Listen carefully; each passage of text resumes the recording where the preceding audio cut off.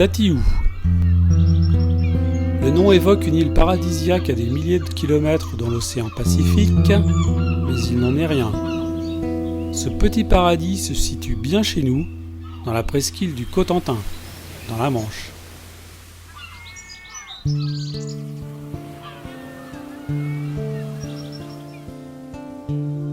Rendez-vous à Saint-Val-la-Hougue pour l'embarquement. Et la marée est basse. D'ailleurs, on peut voir les parcs à huîtres. C'est donc sur 4 roues que nous rejoignons l'île.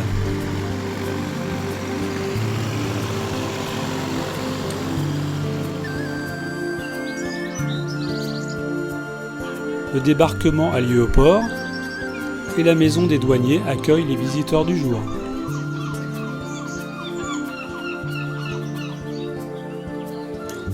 En route vers le lazaret.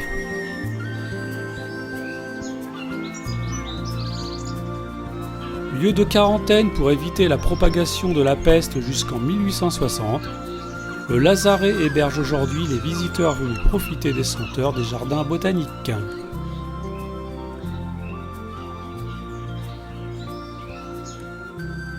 L'endroit est paisible et seuls les goélands viennent troubler la quiétude des lieux.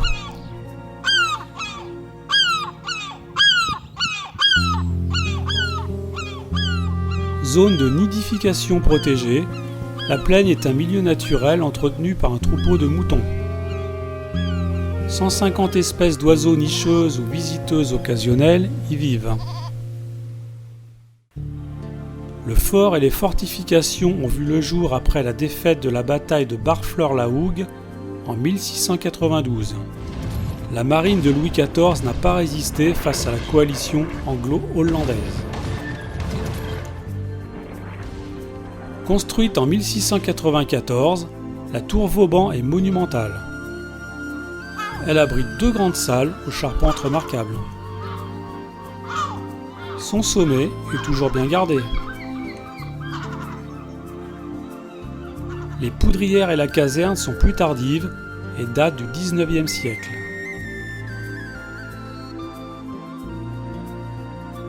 Le fort de Lillers est une zone de nidification et son accès n'est pas autorisé aux visiteurs. Aujourd'hui, la mer est agitée et c'est du port que nous allons procéder à une récolte de plancton. Diatomées, copépodes et larves en tout genre ont pu être observés au laboratoire maritime avec Frédéric Chevalier, notre médiateur scientifique. Et la séance se termine dans l'obscurité pour observer la bioluminescence, l'émission de lumière par des dinoflagellés, comme ici Pyrocystis lunula. Le laboratoire maritime créé en 1887 par le Muséum d'histoire naturelle doit beaucoup à la richesse et la diversité de la faune marine. La plage est le lieu idéal pour observer la diversité des coquillages et aussi les puces de mer qui s'enfouissent dans le sable.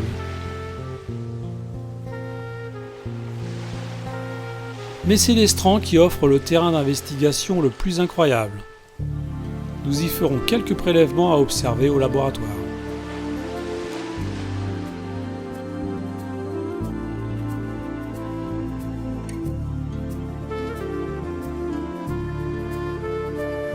Syngnathe, blenny, crabe poilu, nérophis lombrique, l'anis, nudibranche et saponte ont pu être observés en mettant simplement les pieds dans l'eau.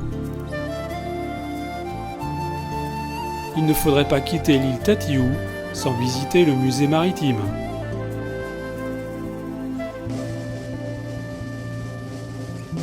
Flâner dans la galerie d'histoire naturelle, admirer la restauration du Sainte-Thérèse, souvenez-vous, dans le hangar à bateau, voir l'abri à bateau traditionnel,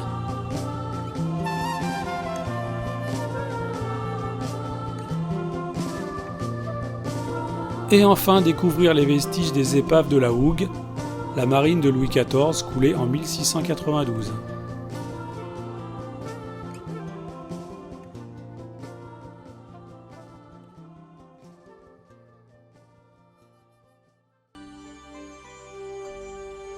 L'histoire de Tatiou se prolonge bien après les fortifications de Vauban et sa tour emblématique.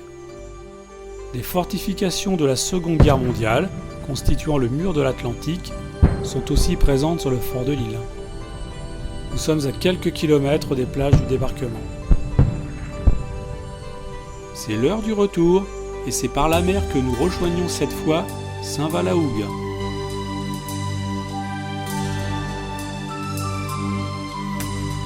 L'île Tatiou attend maintenant ses prochains visiteurs.